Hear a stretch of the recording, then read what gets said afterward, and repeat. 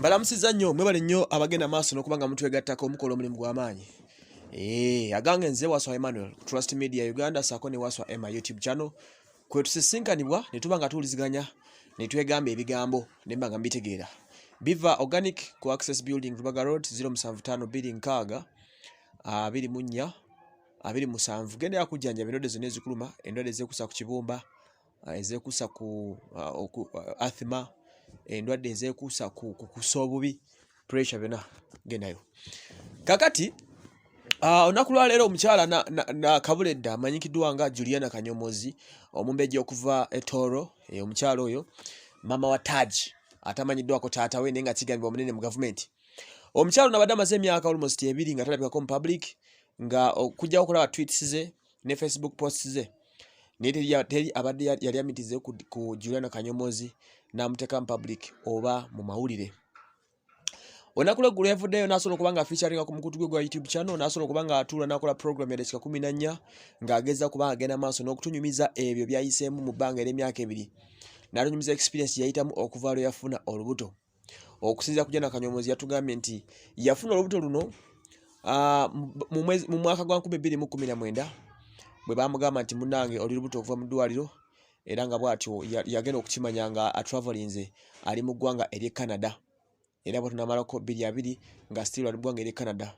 Agamba teri ateekateeka okwagala okudda, naye munnange obuzibu bwali lockdown netandika mpolampola ng'esaagirira bino ebya COVID-19 biniko kuba biyitingana, abali agenda okulya mole gayitingana okugenda okumaliza nga lockdown muggaliddeyo mu ggwanga ery'e Canada.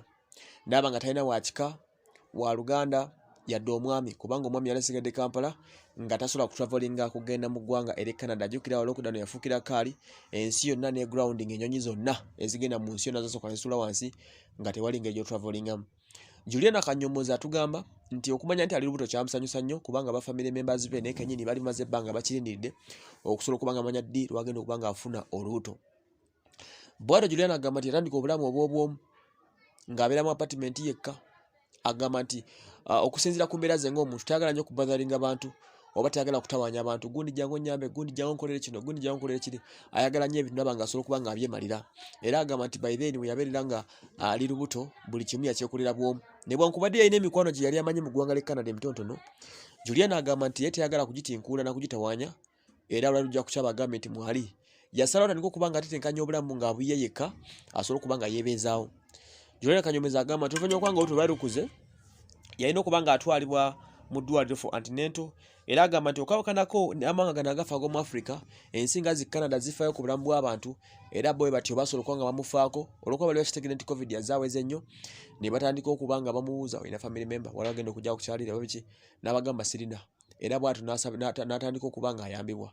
Wabula agamba nti alinayo omuntu omukyala mukulukulu mu myaka ali mukwano gwe eyasobola okuba nga amukwatizaako, n'asobola okuba nga abeera ebbanga lye yabeera erya 2 lyonna mu lockdown ng'ali mu ggwanga ery'e Canada, n'asobola okuba nga yeerabirira mpolampola, ne bamulabirira bulungi nnyo, n'asobola okuba nga amaliriza azadde olubuto. Agamba nti nekyayongera okumukweka okuva ku mawulire n'okumujja ku social media, yali tayagala bannayuganda bano abawolokosa obutagwa kwogera bigambo basobole okuba nga ate bamwogerako. Yagala asirike akifuule very private, asobole okuba nga ensonga ze ez'olubuto azeekuumira, ate ebintu asobole okuba nga abikwasaganya. Bw'agamba bw'atyo omutuufu nnyo, tewali muntu yamanya nti Juliana ali lubuto. Kale twabimanyaako nga of course yali waliwo yabeera ano waliwo concert gye namukwatako e Kawanda awo ng'alaga ali lubuto. Naye tewali yaddamu kuwulirirako ku kifaananyi na kimu ekya Juliana Kanyomozi ng'ali lubuto, okuggyako okeera ku makya ntulira ku Twitter handle ze ng'agezaako okuba nga ayozaayoza obulamu bwe ne famire ye nti yali asobodde okuba ng'azaala omwana omulenzi gwe yatumye King Taj. Era bw'ati agamba nti mu process nga amaze okuba ng'abeera obwomu e Canada ng'asobola okuba nga survivinga.